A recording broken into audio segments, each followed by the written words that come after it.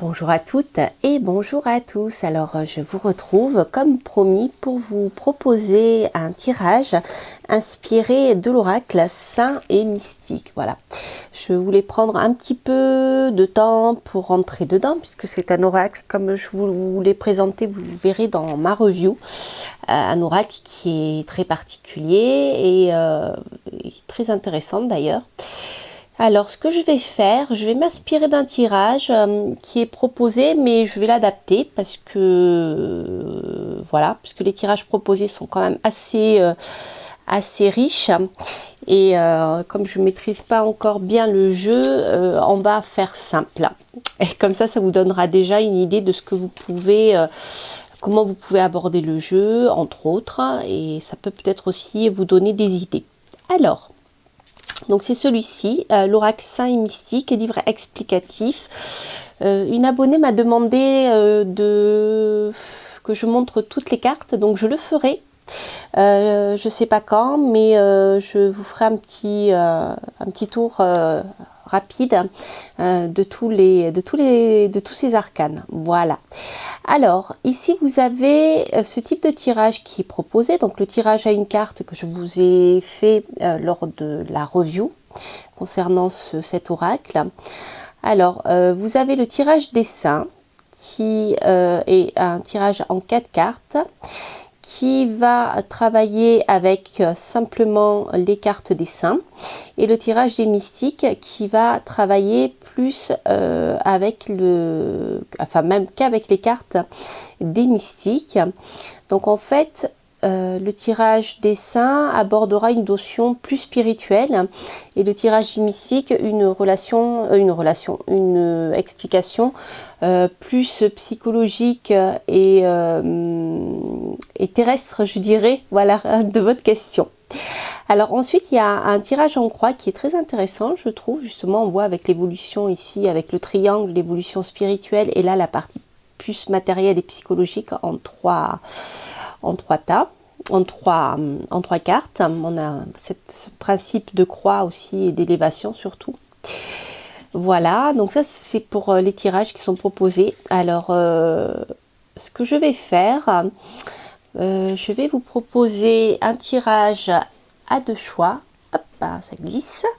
Un tirage avec d'un côté, vous pouvez poser une question pour chaque objet, hein, voilà. Ici vous avez d'un côté la croix et de l'autre côté vous avez l'œil contre le mauvais œil, justement. Alors je vous laisse vous concentrer sur votre question. Bien sûr, vous pouvez en poser une pour chaque objet. Ce que je vais faire, je vais tirer à chaque fois 3 cartes et je vais voir ces 3 cartes comment elles vont nous guider avec ce qu'elles peuvent apporter en fonction de si c'est une carte des saints et des mystiques. Donc je ne vais pas les séparer. D'ailleurs, je vais les mélanger, retourner. Je vais les mélanger pour que il n'y ait pas de... voilà. Que ça soit pas forcément séparé comme dans ce qui est proposé dans le livre, hein. On va faire un tirage comme ça avec les deux, comme ça on verra s'il y a une notion plus spirituelle qui ressort naturellement en fonction du tirage, hein.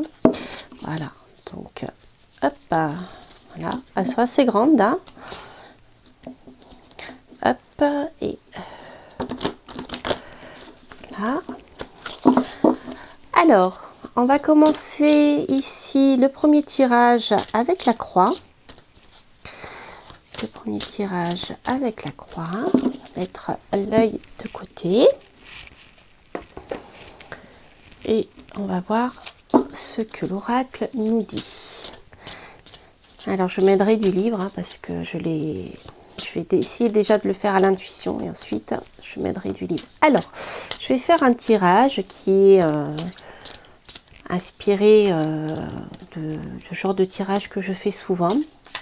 Donc on va voir par rapport à votre question les énergies qui vont aller dans votre sens les énergies qui peuvent être une opposition hein, pour vous, hop, et puis la résultante. Voilà.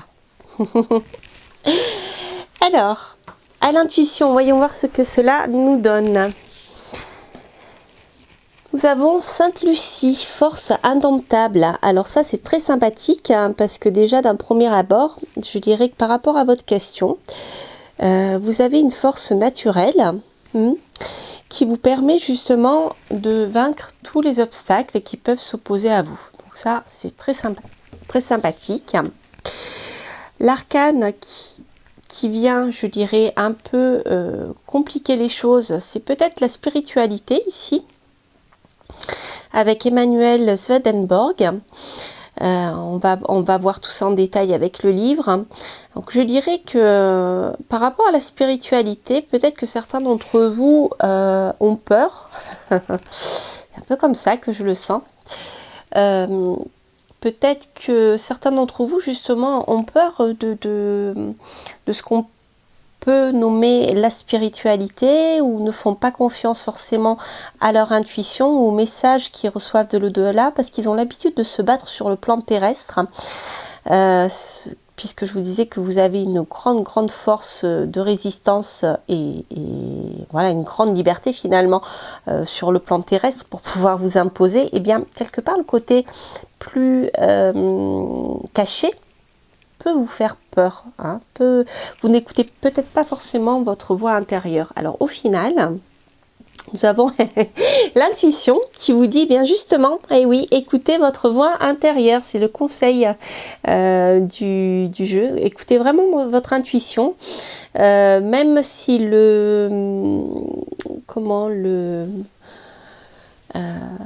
voilà, le mot spiritualité vous fait peur, c'est pas grave. Écoutez, si le mot intuition vous fera peut-être moins peur, eh bien écoutez cette fameuse intuition qui va vous guider.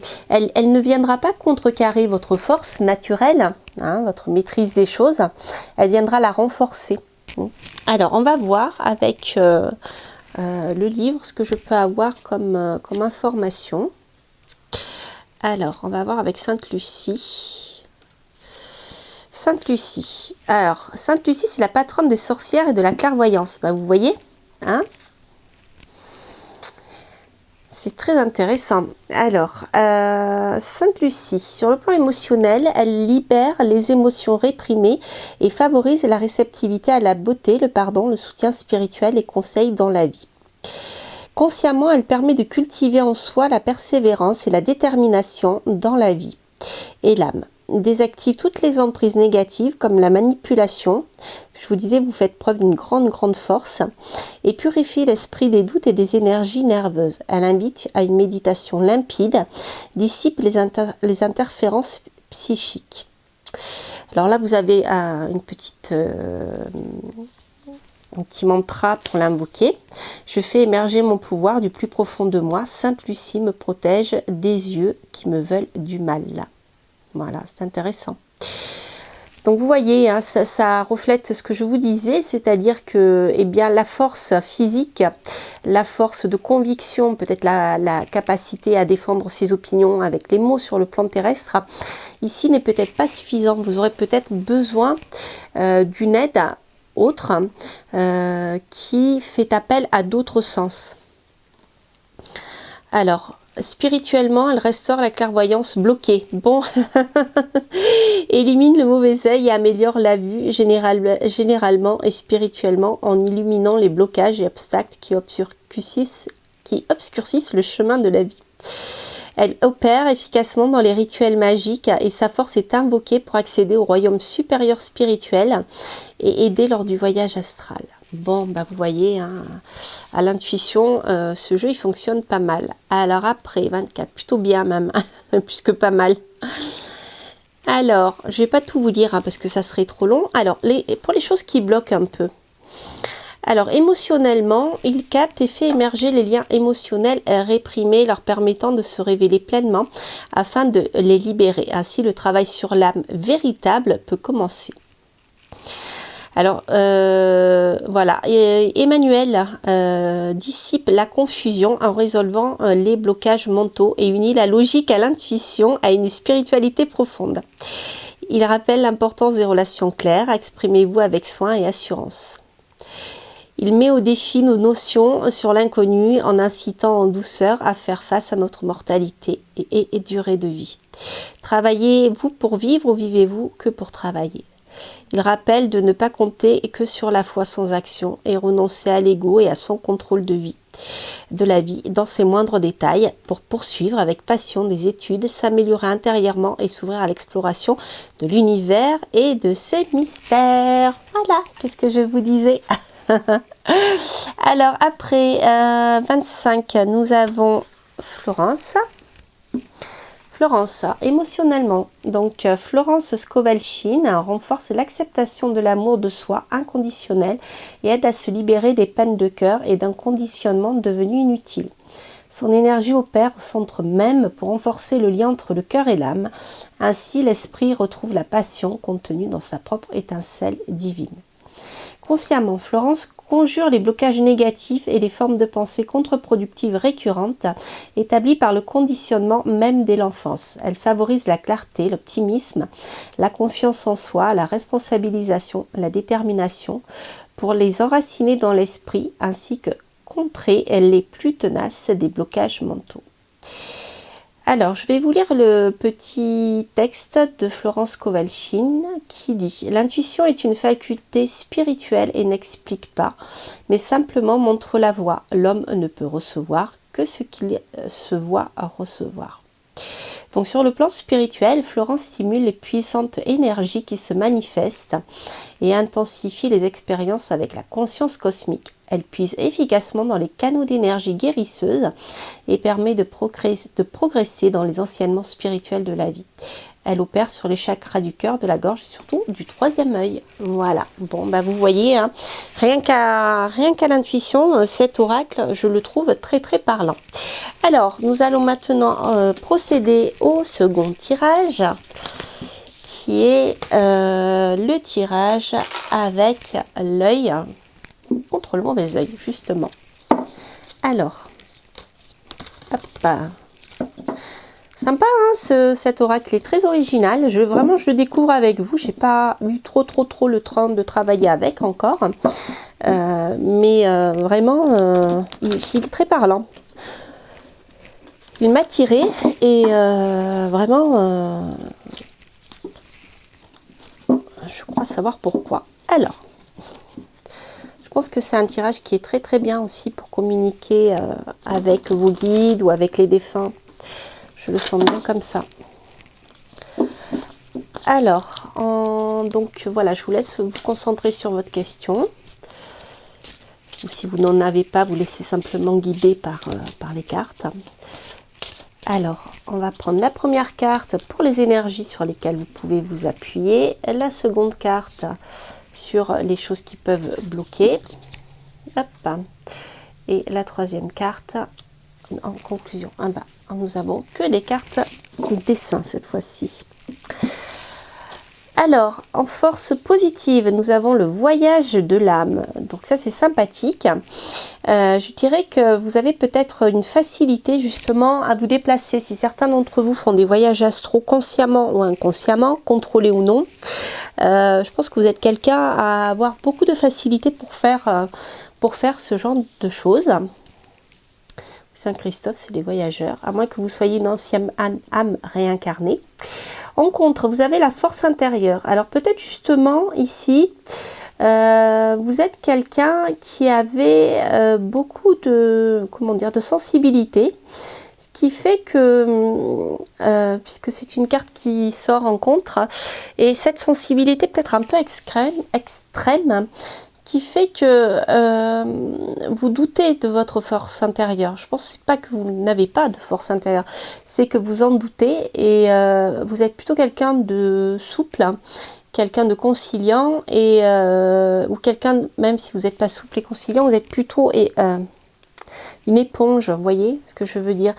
Avec le voyage de l'âme, moi je vois ici quelqu'un de très très à l'aise avec tout ce qui est justement en lien avec le domaine astral et le domaine spirituel, et vous doutez parfois de votre force. Alors en conclusion, qu'est-ce qu'on a à conviction, Jeanne d'Arc? Alors ici, ouais, pour moi, j'ai l'impression que vous êtes beaucoup plus à l'aise dans le domaine ésotérique que dans le domaine matériel et dans la vie de tous les jours.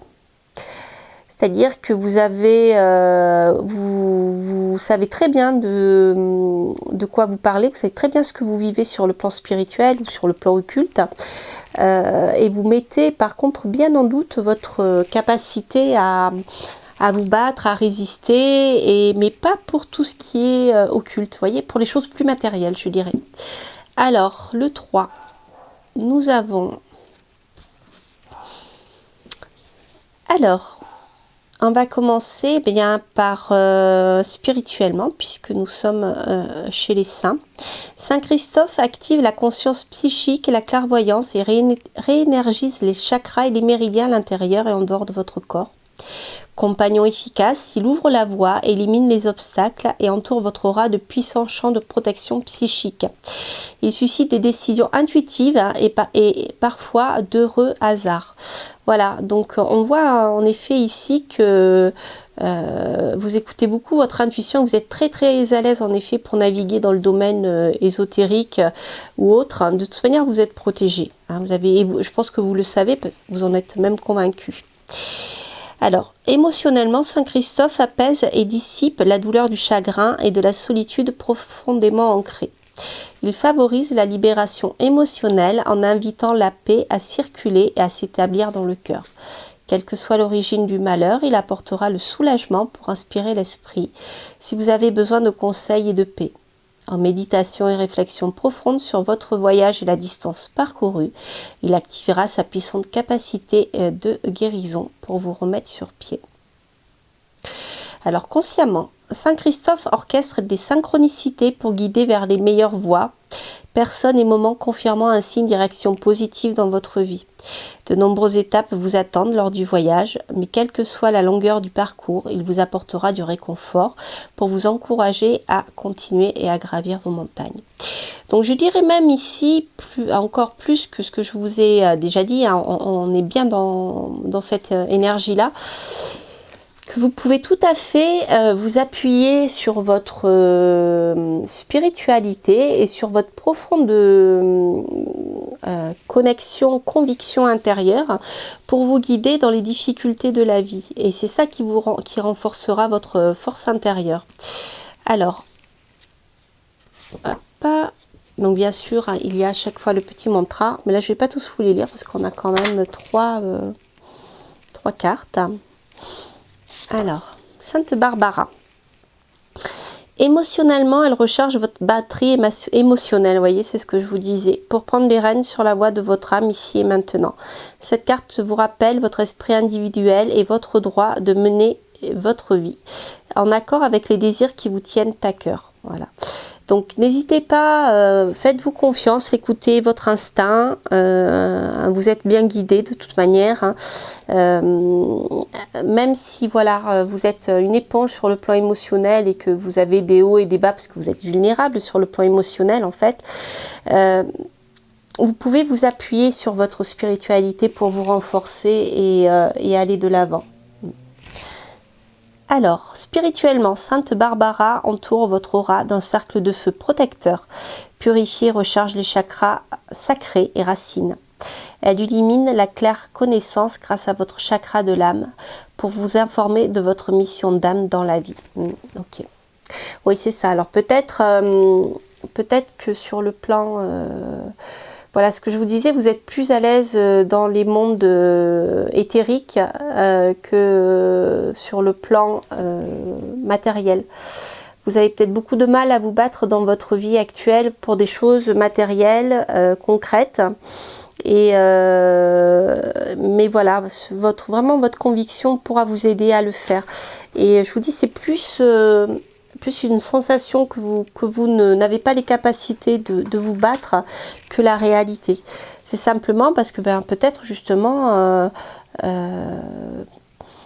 vous avez, comme je vous disais, cette sensibilité qui peut vous amener très très loin. Et puis, cette ouverture au monde de parallèle.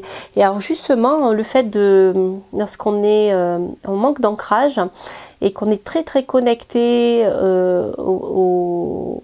au monde parallèle, en fait, et lorsqu'on est très très sensible comme ça, on a et qu'on a du mal à s'ancrer, c'est quelque chose qui est très difficile pour avancer dans la vie et arriver à gérer les contraintes qui sont obligées, en fait, que l'on doit faire dans le domaine concret et matériel. Et c'est peut-être quelque chose qui vous bloque, et justement peut-être vous manquez de mission. Peut-être que vous ne savez pas trop voilà, ce que vous êtes venu faire ici, et demandez à vos guides, justement, puisque vous êtes ouvert à ça. Demandez à vos guides, demandez à Saint-Christophe, pourquoi pas, et peut-être qu'ils pourront vous aider, vos guides, justement, à trouver cette fameuse mission de vie qui vous donnera peut-être envie de vous lever tous les jours et de vous battre sur le plan concret. Voilà, il y a vraiment une question d'ancrage ici. Alors, bien, écoutez simplement Sainte Barbara, puisque c'est elle qui est en contre. Sainte Barbara a la puissance et vérité divine, je m'ancre dans ma force intérieure, ma vie m'appartient. Voilà. Alors ensuite, nous avons Jeanne d'Arc.